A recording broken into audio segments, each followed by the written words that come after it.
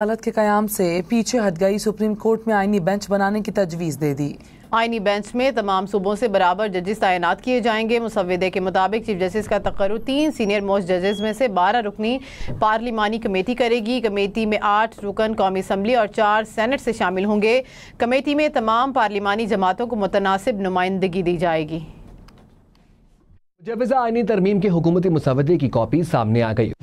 हुकूमत ने आइन में आर्टिकल 191A शामिल करने की तजवीज़ दी है। सुप्रीम कोर्ट में आईनी बेंच बनाने की तजवीज़ भी शामिल है। मुसव्वदे के मुताबिक आईनी बेंच के जजेस की तकर्री जुडिशल कमीशन करेगा। आईनी बेंच में तमाम सूबों से बराबर जजेस तैनात किए जाएंगे। तरमीम के बाद आईनी मुकदमात आईनी बेंच को मुंतकिल हो जाएंगे। तमाम आईनी मुकदमात आईनी बेंच में सुने जाएंगे।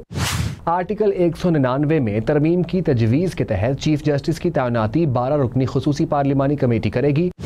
3 मोस्ट सीनियर जजेस में से चीफ जस्टिस तैनात किया जाएगा। खुसूसी कमेटी के 8 अरकान कौमी असम्बली और 4 अरकान सेनेट से होंगे। कमेटी ने किसी को चीफ जस्टिस नामजद किया और उन्होंने इनकार कर दिया तो अगले सीनियर जज के नाम पर गौर किया जाएगा। चीफ जस्टिस की मुद्दत मुलाजिमत 3 साल होगी।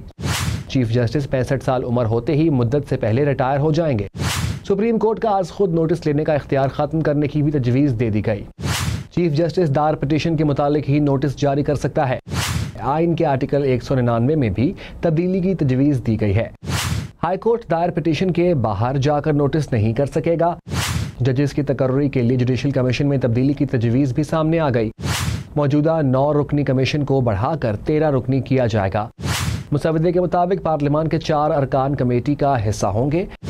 2 अरकान को वज़ीर आज़म और 2 को अपोजिशन लीडर नामजद करेगा।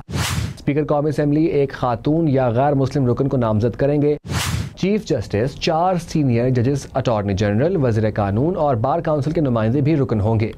जजेस की तैनाती करने वाला जुडिशल कमीशन हाई कोर्ट की जजेस की कारकर्दगी का जायजा ले सकेगा। चीफ इलेक्शन कमिश्नर और इलेक्शन कमीशन अरकान की तैनाती से मुतालिक आर्टिकल 215 में भी तरमीम की तजवीज़। चीफ इलेक्शन कमिश्नर या अरकान के रिटायरमेंट पर नई तैनाती तक मौजूदा रुकन ओहदे पर काम करते रहेंगे।